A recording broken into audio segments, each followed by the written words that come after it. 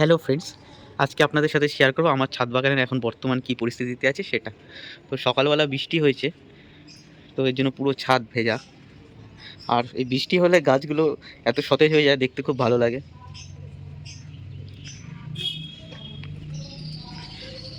এই যে এইটা হলো আমার ছাদের মধ্যে একটা পুঁই শাক গাছ আছে। গাছটার গ্রোথটা সেরকম হয়নি, গাছটাতে সার দিতে হবে। শিম গাছের গ্রোথটা ভালো হয়েছে। এই দেখো, এটা হলো আমার শিম গাছ। শিম গাছের গ্রোথটা ভালো হয়েছে।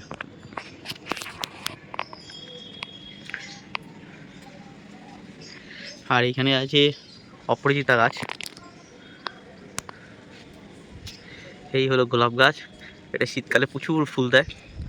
এখনও একটা দুটো করে ফুল দিচ্ছে, কিন্তু এই বর্ষায় ফুলগুলো সব নষ্ট হয়ে যাচ্ছে। আরে বেডে কিছু দোপাটি চারা লাগিয়েছি, আর ছোটো ছোটো গোলাপ চারা লাগিয়েছিলাম গত বছর। এই যে, তো সেগুলো এই বছর আশা করি ভালোই ফুল দেবে, অনেকটা বড় হয়ে গেছে। আর বেডের ঘাস অনেকটা কেটে পরিষ্কার করেছিলাম, আবার রেল লিলি সব হচ্ছে। তো এই জন্য একটুখানি আবার রেল লিলি গাছগুলো উঠছে। ঘাসের থেকে রেল লিলি গাছগুলো খুব তাড়াতাড়ি উঠে যায়। এই বেডের উপরে আবার দুটোখানা নয়নতারা গাছ আছে আমার। এগুলো নর্মাল নয়নতারা। আর একটাই যেগুলো ওই যে হাইব্রিড না নয়নতারা না কি বলে, এই ডিজাইনটা আবার অন্যরকম। আর ওইগুলো হলো পাতি নয়নতারাটা। এই গাছ দুটো নিয়ে এসেছি, একটা এখানে লাগিয়েছি, আর একটা আমি এই যে এখানে একটা লাগিয়েছি। আর এটা হলো কালো মেঘ গাছ। আর এটা হলো আমার হলুদ গাছ, ওই সরস্বতী পুজোর সময় প্রত্যেকবার তুলি। আর কয়দিন বাদে পাতা মরে যাবে, তখনও তুলে ফেলবো। আর এই হলো সেই আমার পদ্ম গাছের চৌবাচ্চা, যেটা আমি বলি আমার মিনি পুকুর ছাদের। জল অনেক কমিয়ে রেখেছি, বর্ষাকাল জল ওভারফ্লো হয়ে যায়, তার জন্য জল কমিয়ে রেখেছি। বৃষ্টি হচ্ছে আবার জল ভরে যাবে।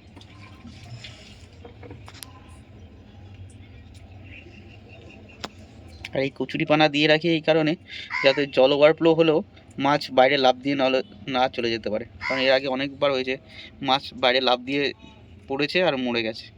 তার জন্য এবার এই কচুরি পানা দিয়ে রেখেছি। পুরোটা ভরে গেছিলো, আবার কিছু কচুরি পানা সেদিন মা তুলে দিয়েছে।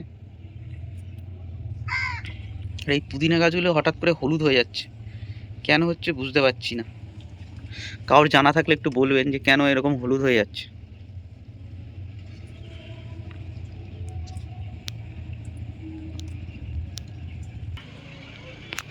এই যে আমার ভেন্ডি গাছগুলো সব বড় হয়ে গেছে, কত বড় বড় হয়ে গেছে দেখুন।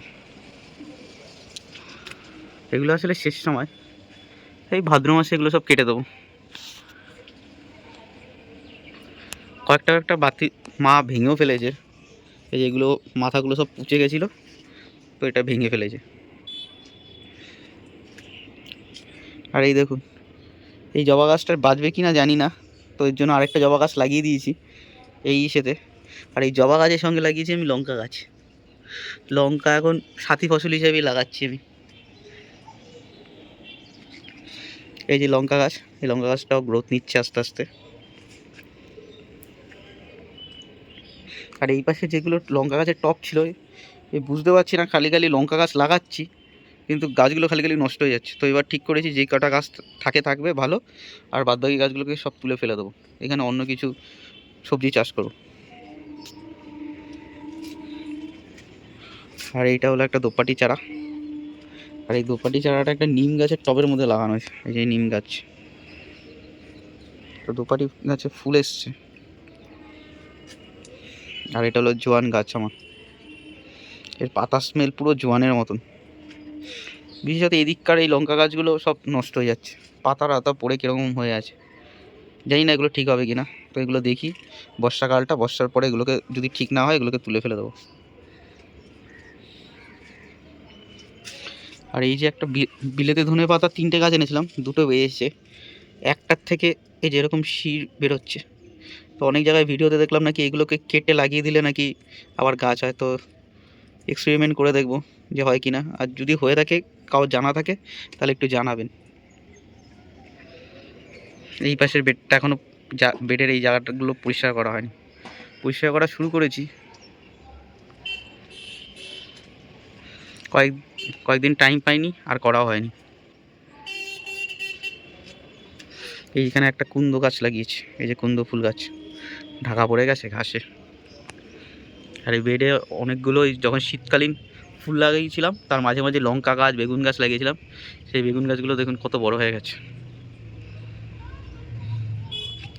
আর এই যেগুলো হলো রেল লিলির বীজ, এই ফুল হয় তারপরে বীজ হয়, আর এই বীজগুলো পড়লেই আবার গাছ উঠে যায়। এগুলো সেই রক্ত বীজের মতন, পড়লেই গাছ উঠে যাবে, এর কোনো শেষ করা যায় না। আর বেডে তো আরোই শেষ হবে না, টবে যাও করা যায়, বেডে তো শেষই করা যাবে না, কারণ কোথার থেকে একটা ছোট্ট উঠে থাকবে সেটা থেকেই কত হয়ে যাবে।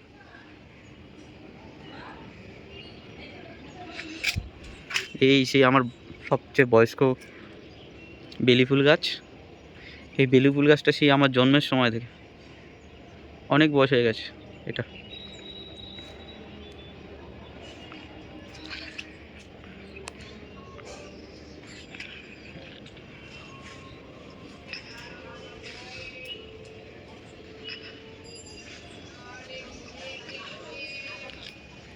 এই দেখুন সব ভেন্ডি গাছে ফুল এসছে, এই ফুলগুলো আবার নষ্ট হয়ে যাচ্ছে, এগুলো বৃষ্টির জল পড়লেই নষ্ট হয়ে যায়। ভেন্ডি গাছের ফুল,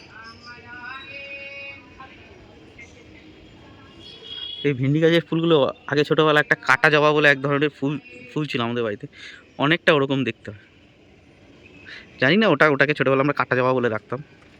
জবা ফুলের মতন ফুল, আর প্রচণ্ড কাটা ছিল। এই পাশের এই যে বেডটা, এই যে ছোটো বেডটা দেখছেন ওই অবধি, ওই জবা গাছ অবধি, ওটা পুরোটাই গোলাপ গাছ করি আমি। তো অনেক গোলাপ গাছ এবার মরে গেছে গরমকালে, তো আবার আনবো, এই বর্ষাকালটা চলে গেলেই আনবো। আর এইখানে দুটো দোপাটি গাছ লাগিয়েছি, দোপাটি গাছগুলো ঝাপড়া হয়েছে প্রচুর, কিন্তু ফুল হচ্ছে না, কেন হচ্ছে না বুঝতে পারছি না, কিন্তু গাছে প্রচুর ঝাপড়া হয়েছে দেখুন।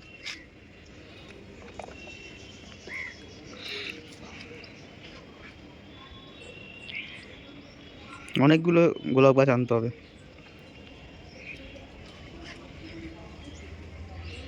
এই যে একটা গোলাপ গাছ, এই যে একটা গোলাপ গাছ, আর এই হলো আমার রঙ্গন ফুল গাছ, লাল কালারের রঙ্গনটা।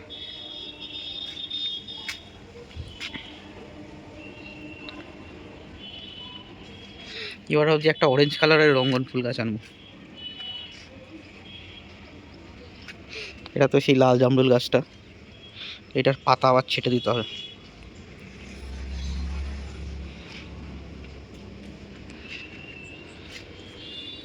এটা হলো সেই অলকানন্দা ফুল গাছ, আমার ফুল ফুটেছে, এই যে ফুল ফুটেছে, ফুল ফুটছে, কিছুদিন আগে খুব ফুল ফুটেছিল। আর এটা হলো নাকচম্পা গাছ, নাকচম্পার ফুলগুলো সব তুলে ফেলা হয়েছে।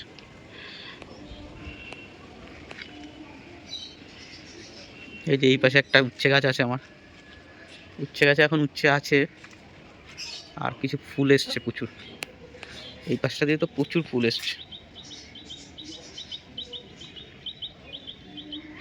আর এই যে ঘি লঙ্কা গাছটা, এইটার পাতাগুলো পড়ে গেছে। আর এই সেই আচারি লঙ্কা, ঠিক আছে লঙ্কা, এটার বীজ রাখছি। আর সবেদা গাছের সঙ্গে এই একটা সাথী ফসল এমনি লঙ্কা গাছ লাগিয়েছিলাম, এই লঙ্কা গাছটা পুরো ঝাপড়া হয়ে গেছে। আমার যে বড় গন্ধরাজ লেবু গাছটা ছিল, সেই লেবু গাছটা মারা গেছে, এইখানটায় কিছু নেই। এখানে একটা এমনি পাতি লেবু গাছ আছে, এটা এখানে লাগাবো না, এটা আসলে আমার দিদিকে দিয়ে দেবো এই গাছটা, পাতিলেবু গাছটা, এটাকে এমনি রেখে দিয়েছি এখন এখানে। আর এখানে গন্ধরাজ লেবু গাছ এনে লাগাবো। এই এই গন্ধরাজ লেবু গাছেরই চারিটার মধ্যে উচ্ছে গাছ চারা একটা হয়েছিল, গাছটা মরে যাওয়ার পরে সেই চারাটাই এরকম বড় হয়েছে, ওই যে। আর এটা হলো পাতিলেবু গাছ, গাছ তো প্রচুর ঝাপড়া হয়েছে,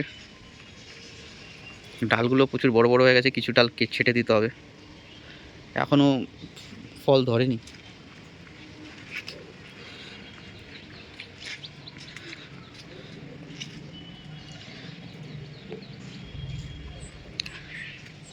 আর এই হলো একটা আমার ড্রাম। এই ড্রামে তিন ধরনের গাছ আছে। এই সবুজ প্লাস্টিকের ড্রামটা, এই যে গোলাপি জবা, লাল জবা, আর এই হলো ধুত্রা জবা। ধুত্র জবা কি বলছি, এটা হলো ধুত্র গাছ। এটা হলো 3 থাক ধুত্র।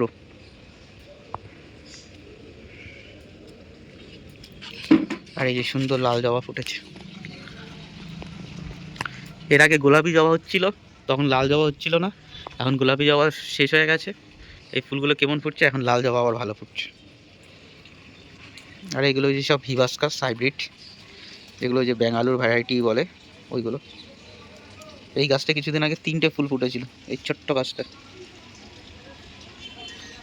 এগুলো তো সব সার দিতে হবে। আমার আসলে জবা গাছের জন্য স্পেশাল যে ফার্টিলাইজারটা, সেটা শেষ হয়ে গেছে। তো অর্ডার করেছি, কিছুদিনের মধ্যে চলে আসবে।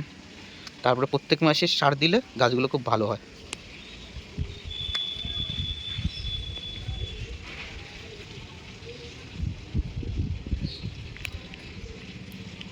তো ভিডিওটা এখানেই শেষ করছি। সবাই ভালো থাকবেন, টাটা।